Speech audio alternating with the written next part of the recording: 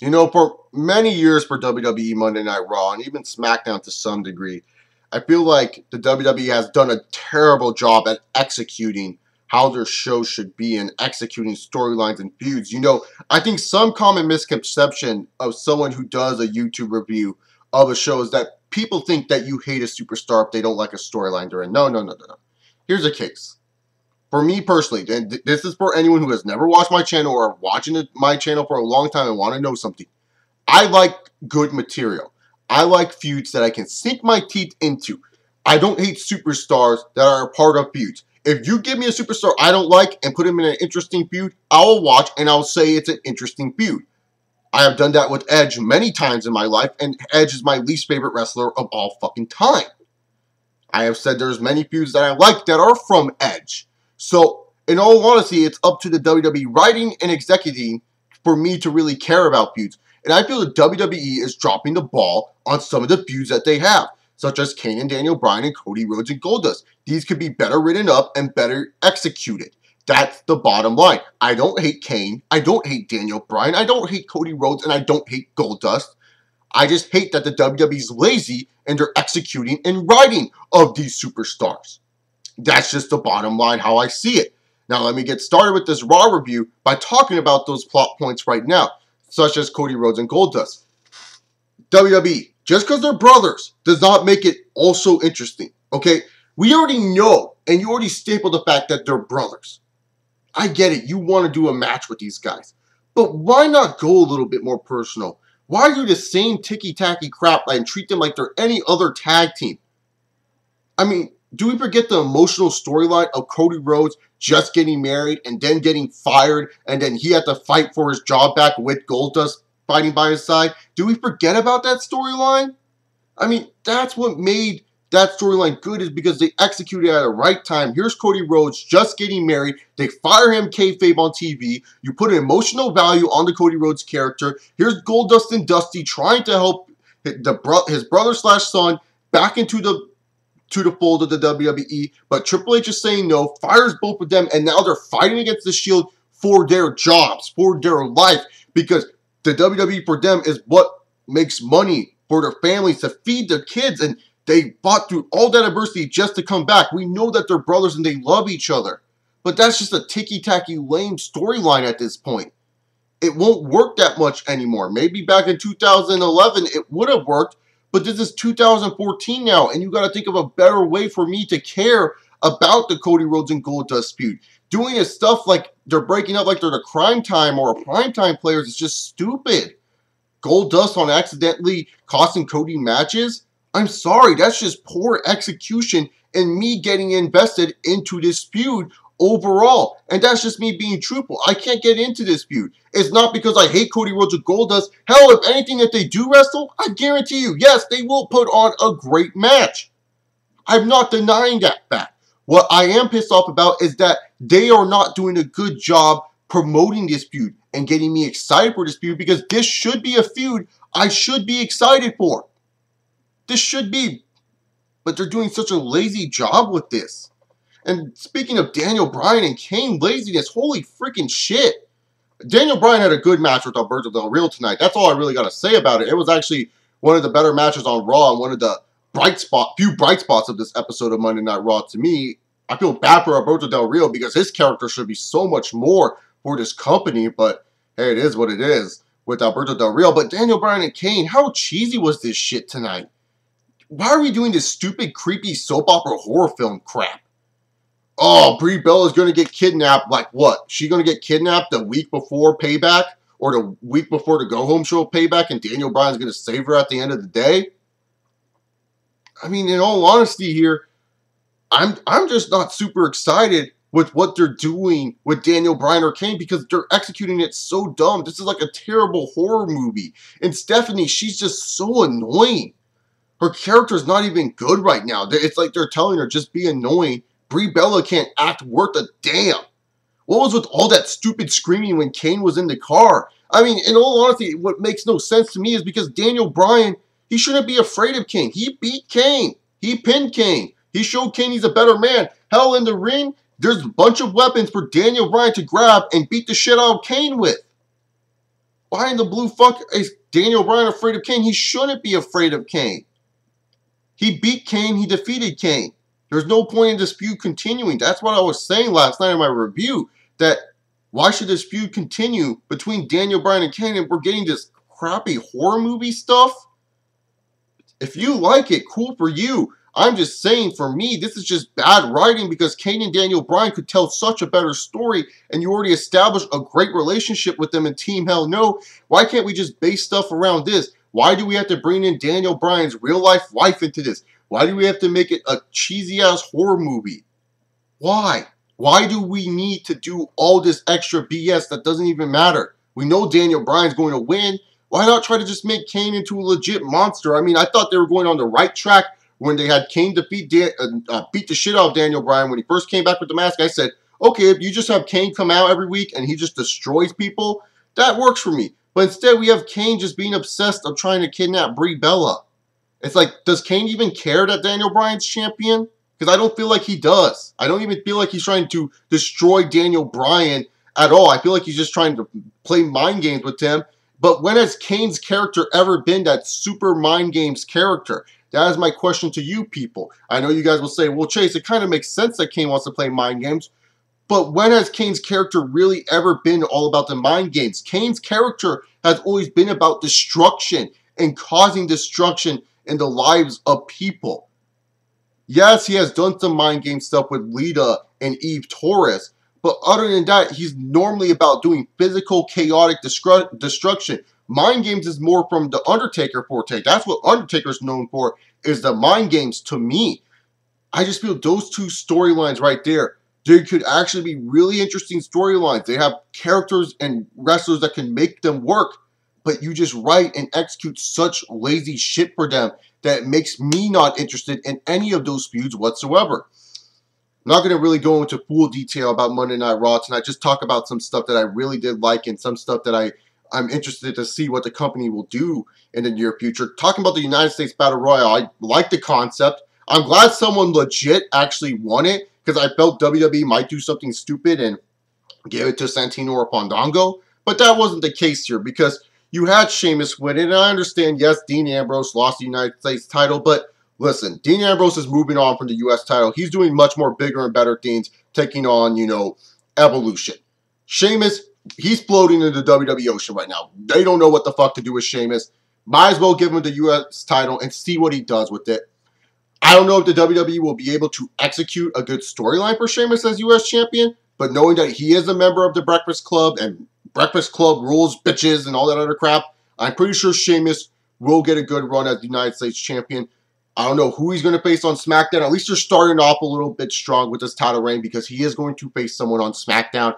We will just have to wait and see in the upcoming months what's going on. I like the matchup between Wade Barrett and Big E. Bad News Barrett and Big E. I felt they did a good job once again inside of the ring between these two. Very long matches on tonight's Monday Night Raw.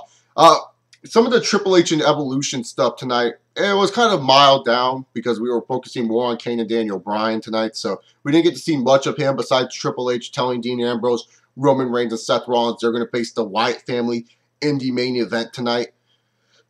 Los Matadores and 3MB cut a terrible Cinco de Mayo promo. And in all honesty here, I'm all for that type of thing where you get new guys mic time.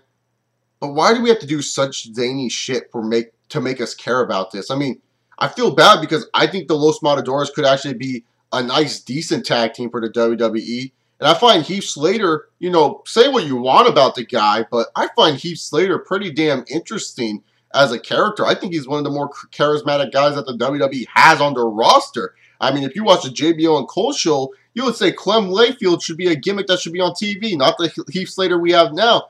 I like Heath Slater a lot, but it's just this stupid, corny stuff, and it feels like they're building up more El Torito and Hornswoggle matches than the actual members in 3MB and the actual members of Los Matadores. I don't know. I just don't really like it all that much. What I did like about tonight's Raw was Cesaro and RVD. Now, the match itself was nothing that was mind-blowing. It was just an okay match.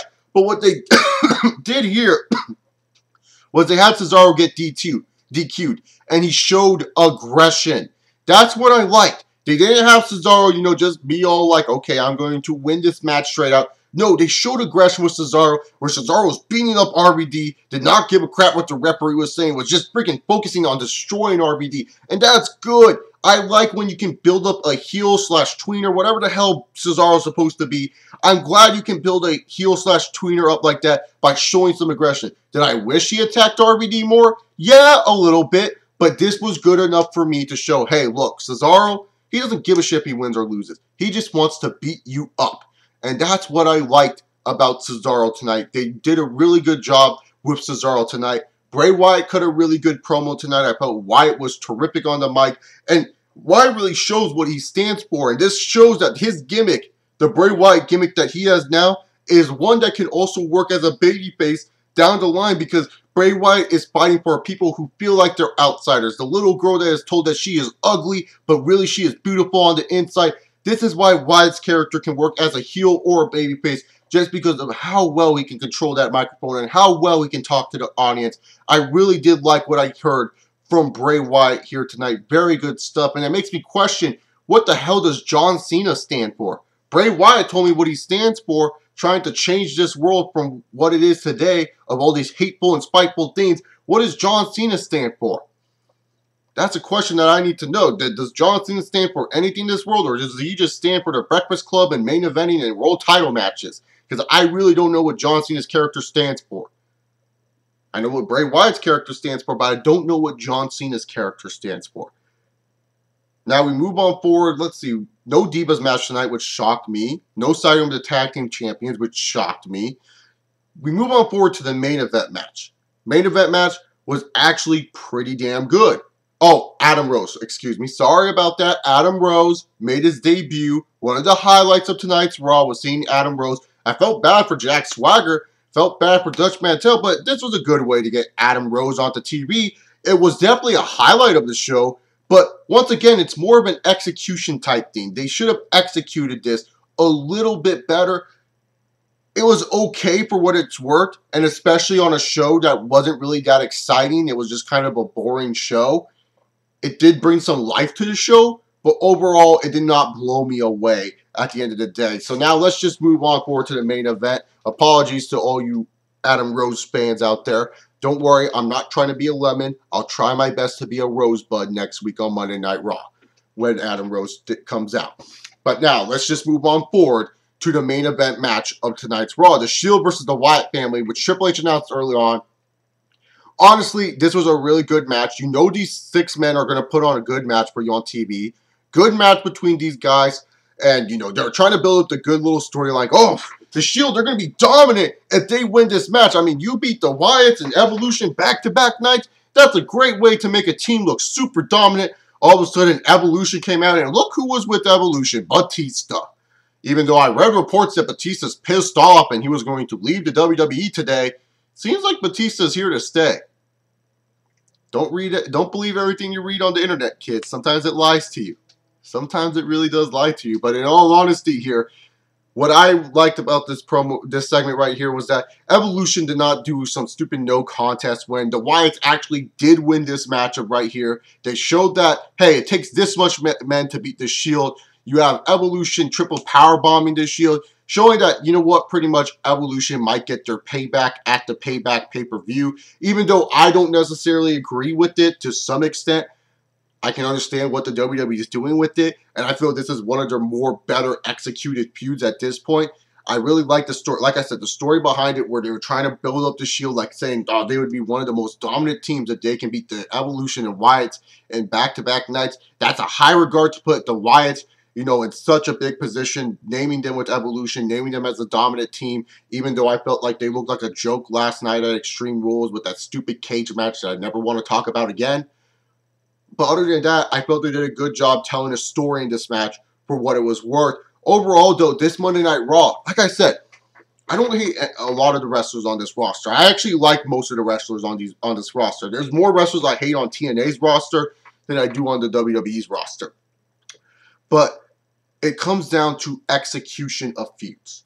That's just the bottom line. And I felt some of the execution was lazy tonight. I felt some of the action was boring tonight. There was some good matches like a Daniel Bryan versus Del Rio and a Shield versus Wyatts match. You know, obviously Shield and Evolution's building up to Payback. We got Kane and Daniel Bryan building up to Payback.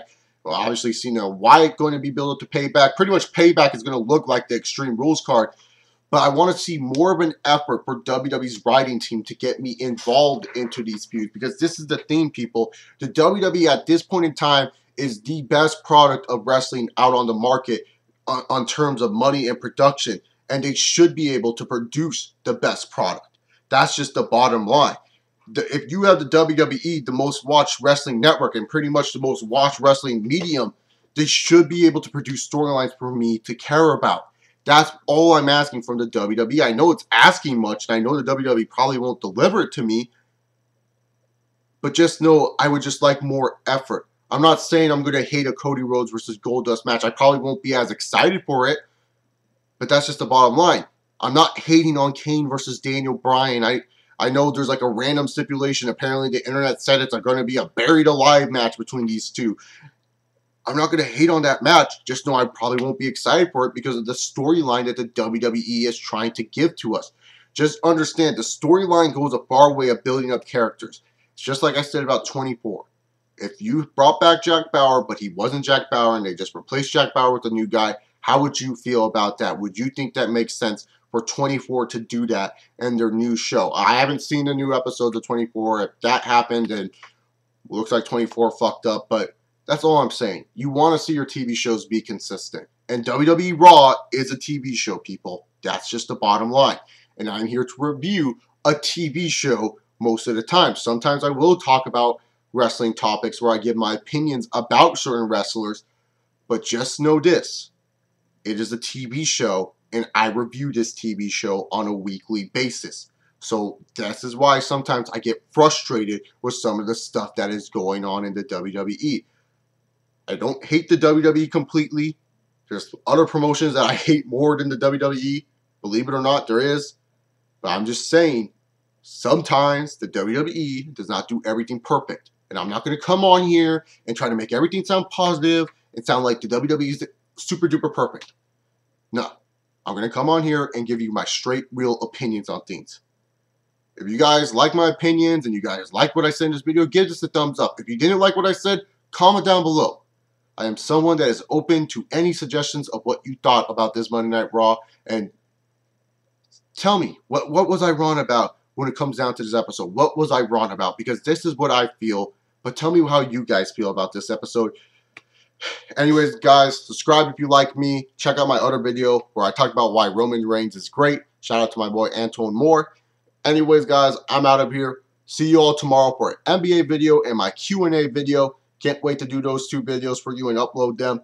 Anyways, peace and have a good Monday. Stay safe out there.